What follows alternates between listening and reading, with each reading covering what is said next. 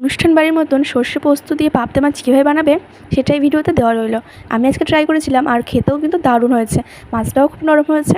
তো বলবো একবার নিশ্চয়ই ট্রাই করো। তো চলো রেসিপিটা দেখে নিই। প্রথমে আমি সর্ষের তেলের মধ্যে কালো জিরে ফোড়ন দিয়েছি, তারপর একটু হলুদ গুঁড়ো আর একটু লঙ্কার গুঁড়ো দিয়েছি, তারপর দিয়েছি টমেটো বাটা। ওই লঙ্কার গুঁড়ো দেওয়াটার কারণ হচ্ছে যাতে কালারটা লাল আসে সেই জন্য। এবার টমেটো বাটা দেওয়ার পর আমি একটু কষিয়ে নেবো টমেটো বাটাটাকে, তারপর দিয়েছি একটু নুন। এবার নুনটা দেওয়ার পর ভালো করে কষিয়ে নেবো যতক্ষণ না মশলাটা ভালো করে কষে আসে। তারপর এখানে আমি একটা মশলা বানিয়ে নেবো, সেটা হলো 2 রকম সর্ষে, পোস্ত, কাঁচা পাকা লঙ্কা। এইটা দেওয়ার পর আমি এবার এটা দিয়ে দেবো। এবার এটাতে আমি ভালোক্ষণ কষাবো। হ্যাঁ, এবার তোমরা বলতে পারো জিরে আদা দাওনি। না, আমি জিরে আদা কিছুই এখানে ব্যবহার করিনি। হ্যাঁ, আদাটা দিয়েছিলাম একটু। আদাটা কিন্তু না দিলেই বেস্ট হয়, বাট আমি একটু দিয়েছিলাম। তারপর দেখো এখানে তেল ছেড়ে এসেছে। এবার তেলটা ছেড়ে আসার পর আমি এখানে জল দিয়ে দেবো। তোমরা কে কে পাবদা মাছ খেতে ভালোবাসো সেটা কিন্তু আমাকে কমেন্টে জানিও। আর তারপর দেখো জল ফুটে আছে, তারপর এই মাছটা দিয়ে দিয়েছি। এখানে তোমরা কে কতটা গ্রেভি রাখবে সেই আন্দাজেই নামাবে। আর একবার বলো প্লিজ রেসিপিটা একবার ট্রাই করো। তোমরা কিন্তু ভিডিও থেকেও কমেন্ট করো না।